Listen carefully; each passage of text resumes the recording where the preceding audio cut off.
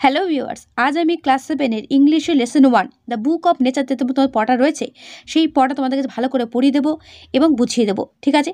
তো তোমরা কিন্তু আমার ভিডিওটা শুরুকালীন সবাই প্রত্যেকে বইটা খুলে বসবে এবং পড়াটা ভালো করে দেখে নেবে। ওকে? তো দেখো, দ্য বুক অফ নেচার কথাটা মানে হচ্ছে প্রকৃতির বই। কার বই? প্রকৃতির বই। কে লিখেছেন? জওহরলাল নেহেরু। এই নামটা অনেকেরই হয়তো চেনা বা অচেনা। তো দেখো, কে ছিলেন এই জওহরলাল নেহেরু?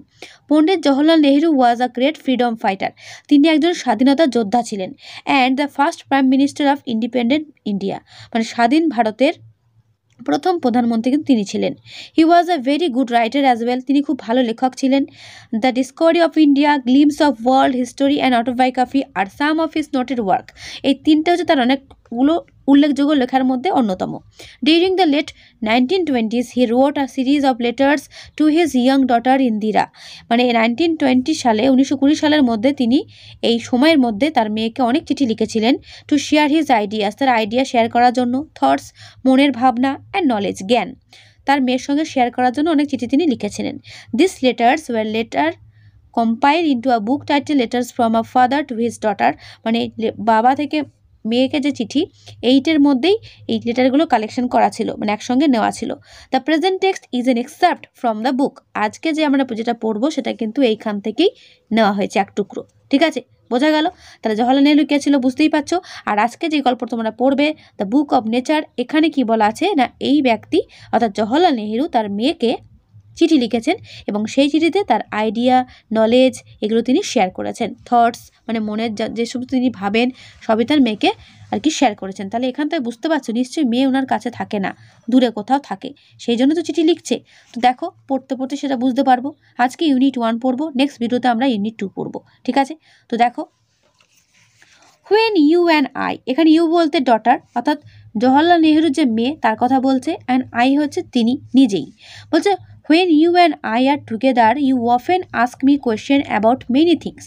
যখন তুমি আর আমি একসঙ্গে থাকতাম তুমি আমাকে প্রায় মাঝে মাঝে অনেক প্রশ্ন, অনেক জিনিস সম্পর্কে করতে, and I try to answer them, আর আমি তার উত্তর দেওয়ার চেষ্টা করতাম। বোঝা গেল?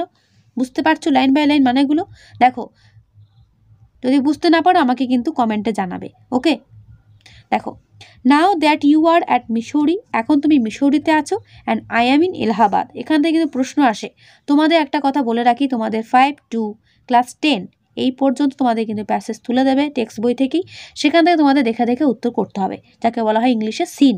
অর্থাৎ তোমাদের চিন্তার কোনো বিষয় নয়, তোমরা শুধুমাত্র ভালো করে টেক্সটটা খুঁটিয়ে পড়বে, মানে এই রিডিংগুলো ভালো করে পড়বে এবং যেগুলো আর কি প্রশ্ন হতে পারে সেগুলো জোর দিয়ে পড়বে। তাহলে কি হবে, যেগুলো কোশ্চেন দেবে তোমরা খুব তাড়াতাড়ি সেই কোশ্চেন লাইনগুলো খুঁজে পাবে, অ্যান্সারটা আর লিখে দিতে পারবে।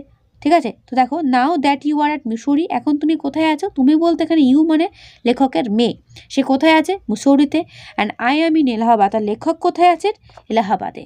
ঠিক আছে? We can not have this talk, আর আমাদের কিন্তু আগের মতো কথা বলা এখন আর সম্ভব না। I am therefore going to write you, আর সেই জন্য আমি তোমাকে লিখতে চলেছি ফ্রম টাইম টু টাইম, মানে সময়ের পুঙ্খানুপুঙ্খ সমস্ত খবর, short accounts of the story of our earth, আমাদের পৃথিবীর ছোট গল্প তোমাকে আমি শেয়ার করতে চলেছি, মানে কি করে আমাদের পৃথিবীর সৃষ্টি হয়েছিল, অ্যান্ড দ্য মেনি কান্ট্রিজ, বিভিন্ন দেশ সম্পর্কে, গ্রেট অ্যান্ড স্মল, যেগুলো খুব বড় এবং ছোট সমস্ত দেশগুলো সম্পর্কে, into which it is divided, কীভাবে এটা ভাগ হয়েছে। You have read a little about English history, তুমি হয়তো খুব কমই ইংলিশ হিস্টোরি পড়েছ, মানে ইংরেজদের ইতিহাস, অ্যান্ড ইন্ডিয়ার হিস্টোরি, ভারতের ইতিহাস, but England is only a little island and India.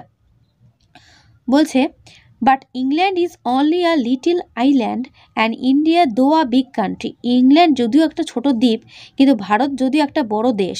Is only a small part of the earth surface, সেটা কিন্তু আর্থ সার্ফেসের কাছে, মানে পৃথিবীর সার্ফেসের কাছে কিন্তু খুবই একটা ছোট বিষয়। ঠিক আছে? কারণ পৃথিবীর কাছে তো এগুলো খুবই ছোট জিনিস, একটা দেশ, একটা দ্বীপ, তাই না? তো সেটাই বলছে, যেটা পৃথিবীকে জানতে হলে তোমাকে কিন্তু তারও অনেক কিছু জানতে হবে। বোঝা গেল? If we want to know something about the story of this world of ours we must think of all the countries and all the peoples that have inhabited it. বলছে যদি আমাদেরকে আমাদের এই বিশ্ব সম্পর্কে যদি আরও অনেক কিছু জানতে হয় তাহলে আমাদের কি করতে হবে, শুধুমাত্র 2-3টে দেশ থেকেই হবে না, অন্যান্য দেশ সম্পর্কেও জানতে হবে এবং সেখানকার যা মানুষজন যারা যেখানে থাকে তাদের আদব কাজ জানতে হবে, and not merely of the one little country where we may have been born, মানে যেখানে আমরা জন্মাচ্ছি শুধু সেইখানেই দেখলে হবে না, সারা পৃথিবীর মধ্যে অন্যান্য দেশের মানুষজনের মানে বসবাস, তাদের চলাফেরা, তারা কিভাবে থাকছে এবং তাদের দেশ সম্পর্ক আমাদের কি করতে হবে, জানতে হবে। বোঝা গেল? এরপর চলো, আই অ্যাম অ্যাফ্রেড, আমার ভয় লাগে, I can only tell you very little in this letters of mind, মানে আমার এটা নিয়ে খুব লাগে যে আমি তোমাকে অল্প কিছুই চিঠিতে লিখতে পারছি, but that little I hope, কিন্তু অল্প হলেও আমি আশা রাখি, উইল ইন্টারেস্ট ইউ, তোমাকে খুব আকর্ষণীয় করে তুলবে, and make you think of world as a whole, আর পুরো বিশ্ব সম্পর্কে তোমাকে ভাবাতে চেষ্টা করবে, and of other peoples in it as our brothers and sisters, অন্যান্য মানুষজন যারা আমাদের ভাই এবং বোনেরা তারাও। When you grow up you will read about the story of the earth and her peoples in fat books, যখন তুমি অনেক বড় হবে তখন তুমি আরও অনেক গল্প জানবে পৃথিবী সম্পর্কে এবং মোটা মোটা বই পড়ে জানবে। You will find it more interesting than any other story or novel than you may have read, বলছে তুমি আরও অনেক কিছু জানতে পারবে, অনেক আকর্ষণীয় জিনিস জানতে পারবে, যেগুলো একটা আর সেগুলো তোমার অনেকটা আকর্ষণীয় হবে কিসের থেকে, তুমি যে সমস্ত উপন্যাসগুলো পড়ছো, গল্পগুলো পড়ছো, সেগুলোর থেকেও বেশি কি হবে, আকর্ষণীয় হবে। বোঝা গেল? অর্থাৎ লেখক এখানে বলতে চাইছে যে যখন লেখকের মেয়ে বড় হবে তখন লেখকের মেয়ে যে সমস্ত জিনিসগুলো জানবে, বড় বড় মোটা মোটা বই পড়ে, সেগুলো এতটাই আকর্ষণীয় হবে যেগুলো এখন উনি তার মেয়ে আর কি গল্প বই এবং উপন্যাস পড়ে পায় না, সেটা তখন সেটা পড়ে পাবে, মানে সেই সমস্ত বইগুলো পড়ে সে সেটা উপভোগ করতে পারবে, আনন্দটা। বোঝা গেল? You know of course that our earth is very very old, millions and millions of years old, তুমি জানো, নিশ্চয়ই জানো যে আমাদের পৃথিবী অনেক অনেক বছরের পুরনো, লক্ষ লক্ষ বছরের পুরনো, তাই না? And for a long time, long long time there are no men or women living in it, আর তুমি জানো যে সেই সময় কিন্তু কোনো মানুষ বা মানে মহিলা কারোরই, মানে স্ত্রী পুরুষ কোনো কারোরই কিন্তু কোনো ভূমিকা ছিল না। Before the men came there were only animals, and before the animals there was a time when no kind of life existed on the earth, বলছে যে মানুষ আসার আগে সেখানে শুধু ছিল জীবজন্তু, আর জীবজন্তুদের আসার আগে সেখানে ছিল কোনো প্রাণীরই কোনো অস্তিত্ব সেখানে আর ছিল না, জীবজন্তু আসারও আগে। তাহলে it is difficult to imagine this world of ours which is so full today of all kinds of animals and men, ঠিক আছে? অর্থাৎ এখানে বলতে চাইছে যে আমাদের এই বিশ্ব যা আজ নানা ধরনের মানুষ ও জীবজন্তুতে ভরা, তাদের বাদ দিয়ে পৃথিবীকে কল্পনা করা কিন্তু কঠিন, টু বি উইদাউট দেম, মানে এদেরকে বাদ দিয়ে পৃথিবীকে কল্পনা করা খুবই কঠিন।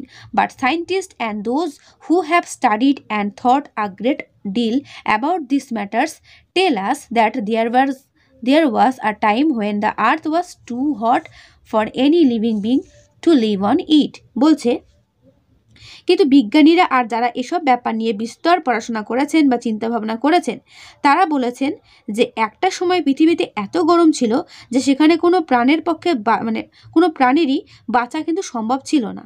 ঠিক আছে? আর কি বলছে, and if we read their books and study the rocks and the fossils the remain of old animals, we can ourselves see that this must have been so, তখন কি বলছে যে আমরা যদি তাদের বই পড়ি এবং পাথর আর জীবাশ্ম নিয়ে যদি আলোচনা করি বা দেখতে যাই, তখন আমরা দেখতে পাবো যে একসময় নিশ্চয়ই সেরকমই কিছু একটা ছিল। তো দেখো এখানে ফসিল কি, the remain of old animals, অর্থাৎ প্রাচীন জীবজন্তুর দেহাবশেষ, তাকে বলছে ফসিলস। ওকে, তো বলছে যদি আমরা তাদের বই নিয়ে পড়াশোনা করি এবং পাথর নিয়ে যদি আমরা পড়াশোনা করি, তাহলে আমরা দেখতে পাবো যে সত্যি সেরকম কিছু একটা ছিল। তো এই হলো তোমাদের ইউনিট 1-এর পড়াটা কেমন বুঝলে? বুঝতেই পারছো দ্য বুক অফ নেচারটার নামকরণ কেন হয়েছে, যেহেতু এখানে প্রকৃতির সম্পর্কে বলছেন লেখক তার কন্যাকে, তার ডটারকে, সেই জন্য কিন্তু এই গল্পটার নাম দিয়েছে দ্য বুক অফ নেচার, প্রকৃতির বই। বোঝা গেল? এবারে ইউনিট 1-এর কী কী অ্যাক্টিভিটি আছে চলো দেখে নেওয়া যাক। যদি এখান থেকে কোনো রকম কোনো প্রশ্ন থাকে অবশ্যই আমায় কমেন্টে জানাতে কিন্তু একদম দ্বিধাবোধ করবে না, কারণ তোমাদের সমস্যা দূর করার জন্যই কিন্তু আমরা রয়েছি, তাই তোমরা কিন্তু অবশ্যই জানাবে। চলো দেখা যাক কী কী অ্যাক্টিভিটি আছে। দেখো, যে বা যারা আমার এই ভিডিওটা প্রথম থেকে শেষ পর্যন্ত দেখছো তারা অবশ্যই কিন্তু আমার আগে অ্যান্সারগুলো বলতে পারবে, তাই তোমাদেরকে প্রত্যেকে আমি সাজেস্ট করবো যে বা যারা অ্যান্সারটা বলতে পারবে তারা কিন্তু আমার বলার আগেই কিন্তু অ্যান্সারটা কমেন্টে জানাবে। তো দেখো প্রথমে আছে কি, আন্ডারলাইন দ্য অ্যাপ্রোপ্রিয়েট অল্টারনেটিভস, অর্থাৎ সঠিক যেটা সেটাকে তুমি আন্ডারলাইন করো। India is in fact a dash part of the earth surface. তাহলে ইন্ডিয়াটা কীরকম একটা জিনিস, বিগ, স্মল না হিউজ, কি হবে? কোন আর্থ সারফেসের মধ্যে ইন্ডিয়া কি একটা বড় পার্ট, স্মল পার্ট নাকি হিউজ পার্ট? যে বা যারা পারছে তারা কিন্তু অবশ্যই কমেন্ট করে দেবে। এই লাইনটি তোমাদের কিন্তু টেক্সটেই রয়েছে, চলো দেখে নেওয়া যাক। ইউনিট 1 পেজ নাম্বার 6 দেখো রয়েছে, India though a big country is only a small part of the earth surface. তাহলে কি হবে অ্যান্সার? Small part. বুঝতেই পারছো, তোমাদের টেক্সটের বাইরে থেকে কোনো প্রশ্নই থাকবে না, এটুকু তোমাদেরকে বলে রাখি। যে সমস্ত প্রশ্নগুলো আসবে সমস্ত কিছু প্যাসেজ থেকে আসবে, ঠিক আছে? তাই বারবার করে বলছি প্যাসেজটা ভালো করে পড়ো। যদি পড়তে সমস্যা হয় আমার ভিডিও চলাকালীন বইটা খুলে নিয়ে পড়বে, দেখবে পড়াটা খুব তাড়াতাড়ি হয়ে যাবে এবং খুব ভালো লাগবে। তাহলে এখানে অ্যান্সার কি দাঁড়ালো? অ্যান্সার দাঁড়ালো small. Okay, next, once upon a time the earth was too cold dark hot. এটা তো তোমরা বলতেই পারবে, এটা আমি আর বলছি না। কোনো এক সময় পৃথিবী কীরকম ছিল? Any living being to survive for, এই অ্যান্সার তোমরা আমাকে কমেন্টে জানাবে, ঠিক আছে? ফসিলস আর dash a type of wild animal, one kind of hard rock, the remains of old living beings. একটু আগেই বললাম, এটাও তোমরা আমাকে কমেন্টে জানাবে, ঠিক আছে? ফসিলস কি, তো ভালো করে করবে। চলে এসো অ্যাক্টিভিটি 2তে কি আছে, what must we do to know about the tale of this world. মানে কোয়েশ্চেন আনসার করতে হবে। What must we do to know about the tale of this world, মানে আমাদের পৃথিবীর গল্প বা আমাদের পৃথিবীর যে স্টোরি সেটা জানতে গেলে আমাদের কি করতে হবে? এই প্রশ্নের উত্তর তোমাদের কিন্তু পেজ নাম্বার 6 পাতে চলে এসো, এখান থেকে লিখতে হবে। If we want to know something about the story of this world of ours, we must think of all the countries and all the peoples that have inhabited it and not merely of one little country where we may have been born. এটুকু লিখলেই অ্যান্সারটা complete. দেখতেই পাচ্ছ কি করে passage থেকে উত্তর লিখতে হয়।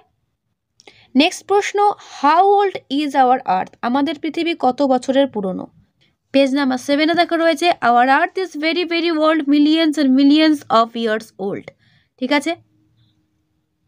তারপরে দেখা রয়েছে ফসিলস নয়, সরি। তারপরে প্রশ্ন হচ্ছে, who roam the earth before the arrival of human beings.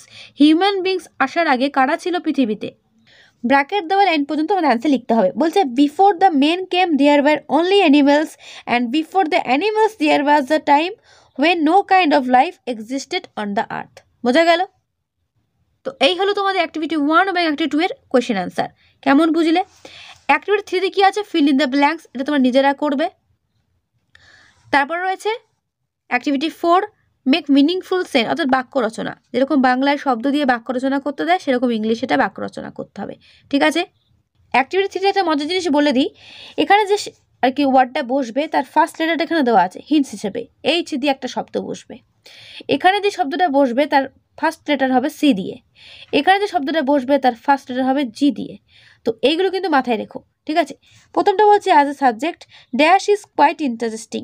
Subject হিসেবে কোন বিষয়টা আমাদের বেশি ইন্টারেস্টিং লাগে বলো তো? সেটা হচ্ছে এইচ ফর হিস্টোরি। বোঝা গেল? বলেও দিচ্ছি, we have good relation with our neighbouring dash.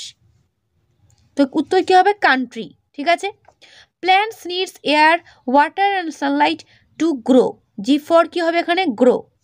Can you dash imagine, তাহলে আই ফর কী হবে এখানে? ইমাজিন। ইউ শুড ড্যাশ, এখানে এস ফর কী হবে? Study regularly if you want to be a good student. তাহলে বুঝতেই পারছো কেন হবে history, country, grow, imagine, study. আর অ্যাক্টিভিটি 4 যেটা আছে সেটা তো বুঝতেই পারছো, বললাম একটু আগেই, বাক্য রচনা করতে হবে, মিনিংফুল সেন্টেন্স তৈরি করতে হবে, interest, surface, inhabited, together, scientist, এগুলো দিয়ে, ঠিক আছে? এটা তোমরা নিজেরা করে নিতে পারবে। তো আজকে ভিডিওটা তাহলে আমি এখানেই শেষ করছি। কেমন লাগলো অবশ্যই কমেন্টে জানিও। নেক্সট ভিডিওতে তোমাদের আমি ইউনিট 3 থেকে মানে ইউনিট 2 যেটা তোমাদের রয়েছে ইউনিট 2, সেখান থেকে তোমাদের পড়া আমি বুঝিয়ে দেবো। তো আজকে এখানেই, দেখা হবে নেক্সট ভিডিওতে। ভালো থেকো সবাই।